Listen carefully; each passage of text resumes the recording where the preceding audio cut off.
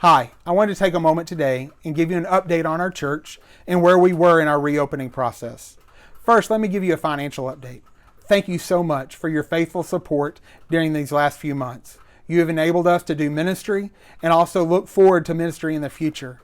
You've enabled us to pay our staff and to meet all of our obligations. Thank you so much for doing that. Please continue to do that by giving online, by mailing in your contributions, or dropping those by the church. What I want you to know is your church staff and your leadership are doing everything we can to reduce every cost possible, to make sure that we're the very best stewards of your gifts and your resources that you've shared with us.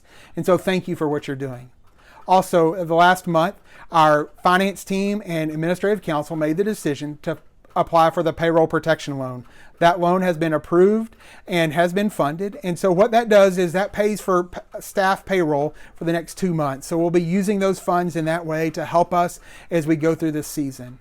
Also, we've worked with our bank regarding our building loan, and we've been able to refinance that at a lower interest rate. And they graciously offered us to go interest only for the next 6 months to help us during the season when we can't gather as we normally have. And so we've taken advantage of that.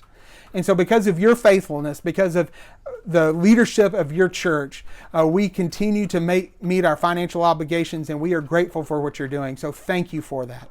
Also, I want to say a word of thanks to our Sunday school leaders, to our church staff, to small group leaders, to so many others who are working so hard to learn new ways to connect with you, to learn new ways for groups to meet, new technology, and how important that is.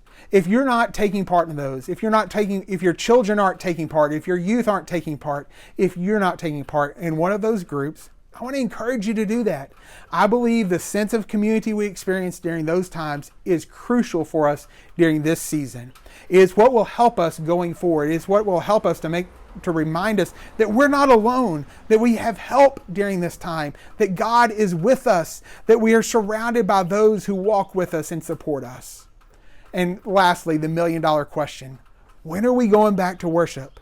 The short answer is we don't have a date yet. I've been working with our staff, our executive leadership team, our board of trustees, and Sunday school leaders to make those decisions. What I do know is when we return, it won't look like it normally has. Our goal is to create a touchless worship experience where you don't have to touch a door, where there won't be paper or offering plates passed, in an effort to maintain everyone's health. We also know that in the first phase, we won't have Sunday school. There won't be a choir, and there won't be childcare, because we can't provide for the social distancing necessary in those areas. As we plan, what we know is that we need people's help. We need your help. And so we are putting together the welcome team. In your Tuesday, Friday email, there's a link where you can sign up for this team. This team has 4 parts. First are the door holders. These are the folks that will hold the doors for attendees so no one has to touch a door as they enter our worship space. The second group is the clean team. They'll clean the sanctuary, disinfecting every place possible between services. We have hosts that will help folks find a seat. And we have hospitality that will help folks stay connected, to answer questions and learn how they can experience our church and connect with us in meaningful ways. And so those are very important. So I encourage you to sign up for one of those, be a part of our welcome team, and help us in that process.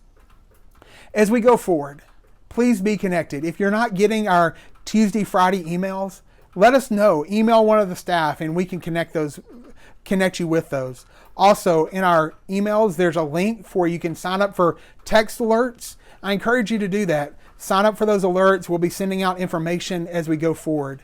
And lastly, we've put together a church app. It's still a work in progress, but it's an opportunity for us to connect in yet another way for you to check in, to see past sermons and Bible studies, and get information about what's happening at our church. And so there's a link to that in the email this week on Tuesday and Friday, and you get more information there. It's for Android and iPhone, but we hope you'll use that. What I want you to know is we're here for you. If there's anything we can do, please let us know. We want to support you. We want to connect with you in any way possible. As the body of Christ, we can come together and we can meet every need wherever we are. And the last thing is this. If you're a part of the vulnerable population, maybe you're over 65 or you have a health issue, I want you to know that we're not going to leave you behind. We're not going to leave you behind as we begin in-person worship again. We're going to continue all of our online offerings just as we've been doing the last couple of months. Or maybe you're not ready. You and your family are not ready to return to worship, and you're just not ready. We're not going to leave you behind. You're going to be a part of our community of faith. You're going to be able to access everything that we're doing online just as you have the last couple of months. So we hope you continue to engage in that. In the meantime, what does it look like to have a house church?